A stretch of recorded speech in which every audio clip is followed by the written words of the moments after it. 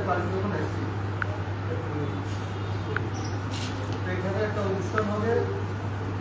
সারা ভাবুল্য বাসায় আমাদের চেয়ারম্যান সাহেব তাদের এখন আমাদের কিছু বক্তৃতা দিত আমি যে ওই সময় থেকে ঘামাইতেছি ঠিক আছে আমার শুধু জামা দামা সব কিছু কীভাবে আমাকে এই জন্য এক সপ্তাহ প্রশিক্ষণ নিতে হয়েছে এখানে প্রশিক্ষণ অফিসে স্যাররা আমাদের প্রশিক্ষণ নিতে যা দাবি বক্তব্য দিতে ভালো হয়েছে এখন যারা আজকে এখানে বক্তব্য দিতে মাস থেকে যে এটাই আমার প্রথম সরল বাকিটা বাকি এটা তোমরা এখানে নিশ্চয় কথা বলছি এটা আমি মনে করি এই কোচিংয়ের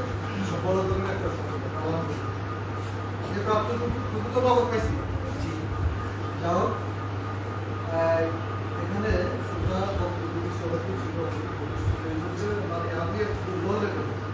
এই জন্য আমি সেখানে মানে তেমন একটা কোনো বলতে না ওরা যা বলছে যারা প্রতিষ্ঠিত যাদের জ্ঞান আছে তারা জ্ঞান শিখে পারে তারা মোটামুটি ওনাদের কোনো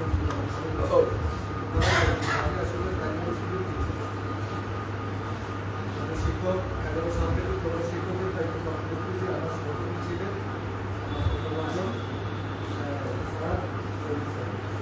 আমি আমার ছোট্ট একটা সম্বোধন করি মোটামুটি শেষ করে দেবো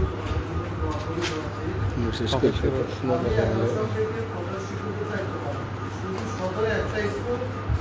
সর্বান ছাড়া যেখানে শিক্ষকদের মধ্যে মত পার্থক্য হয়ে অফিসে বিচার যায় অফিসে গেলে এই কথাটা স্যার আমাকে বলে ধন্যবাদ যে একটা স্কুল সদরে টোটাল সব জায়গা হবে ঠিক আছে এটার কারণটা আমি বলছি আমার সাবজেক্টে ছুটি নিতে হবে তাদের থেকে ছুটি আমি এই কাছে ছুটি নিই এবং আমার সাবজেক্ট কাছ থেকে ছুটি সারা আমার কি দরকার আছে ওদের থেকে ছুটি নেওয়ার আমার বসে দিয়ে দিচ্ছি কিন্তু আমি সাবজেক্ট থেকে ছুটি নিই মানে তাদেরকে আমি তাদের কাজ আমার কাজটা যাতে ওনারা করে যে না স্যার আমাকে বলে দিচ্ছে আরেকটা কথা আমি ওনাদের মতামত পাবে একটা কথা আমি ওনারা বলছি এটাকে আমি মানি তোমরা কল্যাণটা যে কোনো জায়গাতে মেনে নিলে ওখানে জীবন সুন্দর এখানে পরিবার হোক টাকা অন্যান্য আমাদের সফলতা একটু বেশি আছে তার সঙ্গে সফলতা তেমন একটা নাই আর এখানে বন্ধনের তোমরা সম্পৃক্ত হয়েছে শিক্ষার্থীদের একাডেমিক কোচিং শিক্ষার্থীদের চেষ্টা করছে অনেকবার মিলন হলো কিন্তু আপনি তাড়াতাড়ি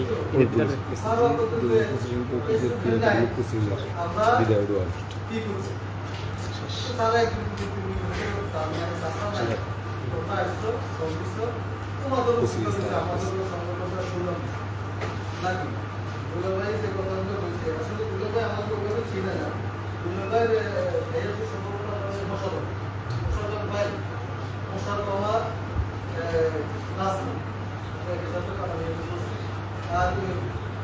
শুক্র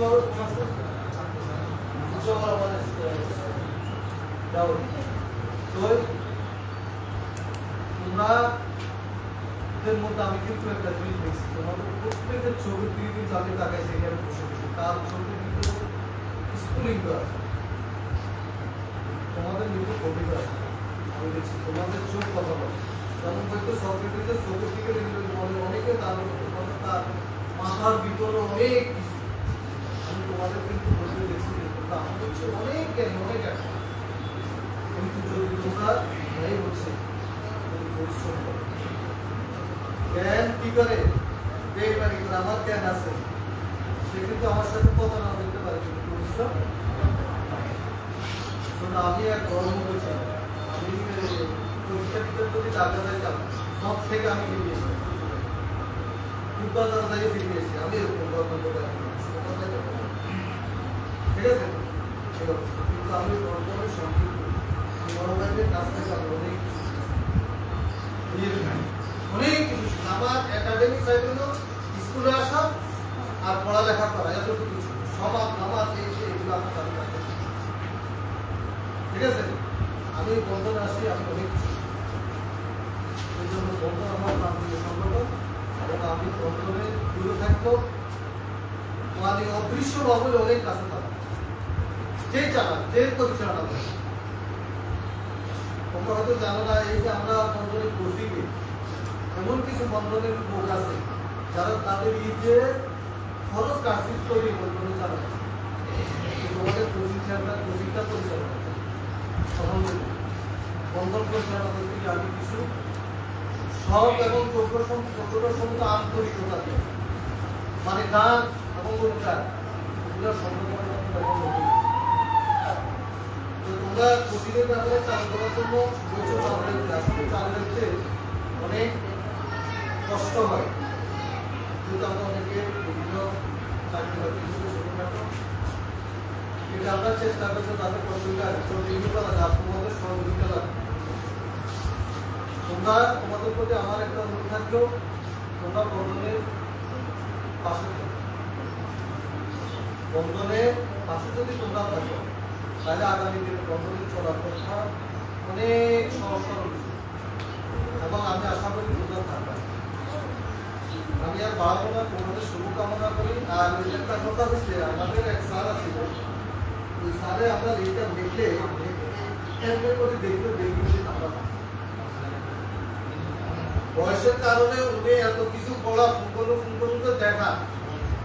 এত সময় নাম্বার দিয়ে দিত। তো আমাদের সাথে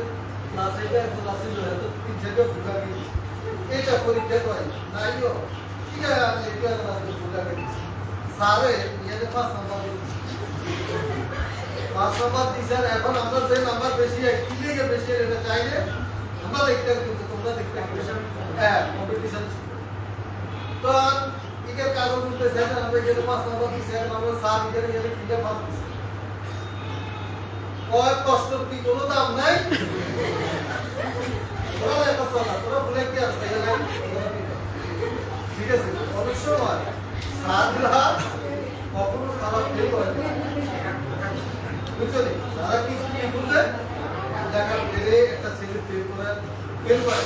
তাহলে কিভাবে পাস করা হয় তখন পুনরায় নাম্বার ঢুকে যাবে ঠিক আছে। তখন সাদা কাগজ উপরে কিন্তু দিলে সমস্যাগুলো হ্যাঁ তোমরা খেয়াল রাখবা। ওই একজনে গরু রসানা শিখেছে ছাত্র আইসে নদী ধর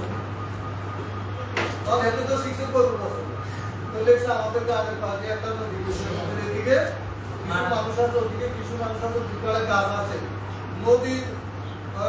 অপর পাশে একটা ঢাকাল আছে, তার অনেকগুলো গরু আছে, গরুয়ের একটা গরু আছে মানে এটা এখন ওই গরু রচনাতে এখন একটা অসম্ভব এভাবে তোমরা চলে দিবে ঠিক আছে। না পাইলে তো আমি এটা পারি না তখন এটা কেমন আচ্ছা তার তোমাকে ধন্যবাদ। আমরা তোমাদেরকে কষ্ট দিচ্ছি তারা আছে আসলে বিরক্তি করে সমাজ যদি দীর্ঘ ইয়ে হয়েছে ইয়ে হয় তাহলে হয় কি কাগজটা পরে কাগজটা পরে তোমাদের শুভকামনা বেশি না তোমাদের জন্য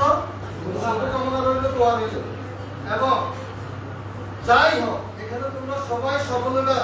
সেটা কিন্তু আমি বিশ্বাস করি। যে যেখানে থাকো জীবনে ভালো মানুষ, আমি রিক্সা চালাই, আমি ভালো মানুষের নাম পয়সা দিয়ে ঠিক আছে, ভালো মানুষ হলো এটা হলো তোমাদের কাছে চাওয়া। আর আমার এই মানুষের সবচেয়ে কাছের একটা জিনিস বন্ধু, কখনো হাসা কখনো কাঁদা কখনো জীবনে চলার পথে এগিয়ে নেয়, সেটা হলো মন। আমি প্রচুর বই এবং এটার জন্য আমাকে অনেক সময় বুঝে যেতে হয়, লাইট আলো ঘুমাই না এই সেই আমার এখনো আসতো আমাদের বই পড়বা তুমি অন্য জগতের শেষ শান্তি প্রাপ্ত মানুষ টানা 30 দিন ঠিক আছে। বই পড় এটা আমি পাইছি, অনেক সংকীর্ণতা, অনেক হিংসা, অনেক বিদ্বেষ সব সব চলে গেছে।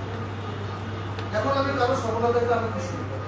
অনেকে হিংসা করে না আমার কাছে এগুলো চলে সব চলে গেছে। সর্বশেষ কথা হলো জীবন সংক্ষিপ্ত কিন্তু মহান। জীবন সংক্ষিপ্ত এই মহান জীবনকে কাজে লাগাবো। এই হোক আজকে আমাদের সবার প্রতি। সবাই ভালো থাকো, সুস্থ থাকো, আগামী দিনে এগিয়ে যাবো।